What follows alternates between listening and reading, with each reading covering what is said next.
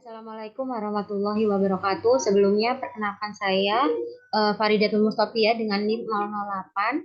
Saya di sini akan mempresentasikan sebuah hasil dari review jurnal saya yang berjudul Devolution of Sustainability Reporting Practice in Indonesia. Next. Nah, untuk outline yang akan saya bahas yaitu pertama mengenai pengenalan, lalu literatur review, lalu research and discussion, lalu ada referensi. Bisa di next. Nah, mengenai pengenalan, sebenarnya prinsip keberlanjutan dalam bisnis ini telah menjadi tren internasional dan mengarah pada situasi keberlanjutan bisnis yang mengharuskan sebuah kinerja perusahaan itu dapat diukur dan dapat dipertanggungjawabkan. Gunanya menggunakan tiga dimensi. Nanti juga akan dijelaskan mengenai ekonomi, sosial, dan lingkungan. Nah, kita nanti akan mengukur sejauh mana sih Indonesia ini telah menyusun laporan keberlanjutan dan nanti di perusahaan Indonesia itu terbagi menjadi dua industri, yaitu industri sensitif dan industri yang non sensitif. Bisa di next. Nah, ini merupakan bahwa CSR itu difokuskan untuk memenuhi pengembalian return bagi stakeholder gitu. Nah, jadi CSR ini memasukkan tiga aspek. Yang pertama ada sustainability, yang kedua accountability, yang ketiga transparansi gitu. Jadi ini lebih fokus ke aspek CSR juga. Nah, selanjutnya prinsip keberlanjutan yang dianut oleh korporasi global termasuk di Indonesia ya, dalam menjalankan bisnisnya itu mengarah pada situasi keberlanjutan bisnis. Nah, sehingga mengharuskan korporasi itu dituntut oleh si pemangku kepentingan ini untuk mengungkapkan dan mempertanggungjawabkan kinerja untuk mencapai tujuan pembangunan yang berkelanjutan. Nah, kalau kita lihat dari materi CSR, kita belajar ada beberapa teori-teori yang mencakup CSR itu sendiri. Nah, kalau di sini dari perspektif teori stakeholder, nah bahwa pelaporan keberlanjutan itu merupakan bentuk interaksi antara perusahaan maupun dengan pemangku kepentingan. Oleh karena itu, di sini laporan keberlanjutan itu sangat penting gitu. Nah, adapun Indonesia ada undang-undangnya. Nah, jadi dua peraturan ini sudah ditetapkan dan untuk menanggapi tuntutan dari tren internasional itu sendiri. Nah, ini harus perusahaan Indonesia harus mempertimbangkan antara aspek sosial dan environment seperti itu. Next, untuk literatur reviewnya ini sebenarnya hanya uh, mengapa sih jurnal ini diangkat seperti itu. Nah, untuk yang pertama itu mengenai perdebatan. Jadi banyak perusahaan yang telah membuat laporan keberlanjutan, namun bukan salah ya, tapi masih perlu adanya perbaikan seperti itu.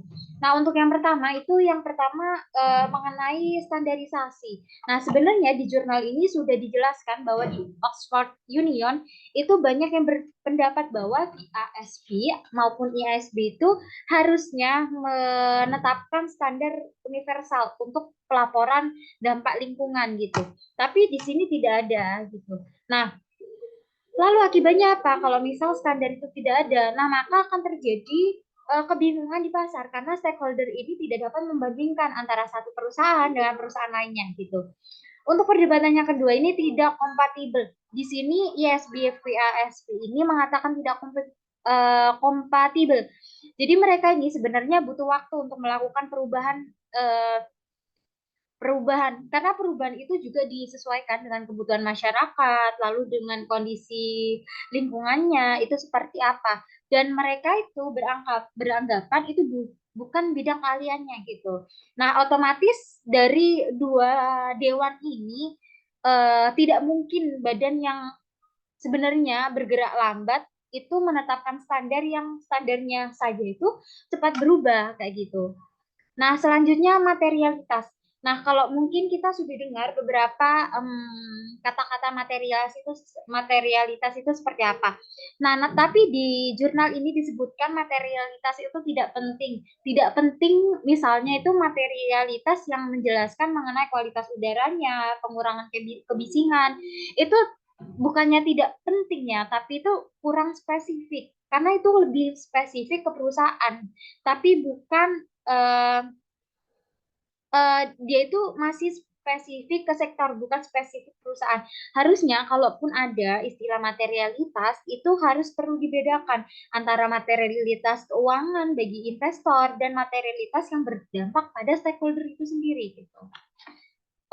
Selanjutnya mengenai evaluation of ini dari laporan keberlanjutan itu evolusi dari di Indonesia ini bukan di Indonesia tapi dari skala global berkembang maupun di Indonesia ini menurut jurnal ini dari 90-an ada 3 dekade mungkin bisa dilihat itu dari tahun ke tahun itu terus berkembang gitu laporan ini. Nah, di mana kalau misal di jurnal ini dijelaskan ada tiga dekade itu. Yang pertama itu dari skala global. Nah, dari skala global ini semua organisasi ini akan memberikan informasi kinerja, tapi sayangnya yang harus menjadi perbaikan itu jaminannya atau assurance-nya dari keberlanjutan itu sebenarnya masih terbatas gitu loh. Nah, yang kedua ini mengenai negara berkembang ya. Nah, jadi peningkatan di negara berkembang pun cukup besar, tidak hanya di negara maju, tapi ada juga yang masih kesulitan dalam mencatat pelaporan CSR. Nah, contohnya kalau contohnya di negara berkembang itu ya contohnya Bangladesh. Lalu yang ketiga apa yang terjadi di Indonesia untuk evaluasi pelaporan keberlanjutan di Indonesia seperti apa?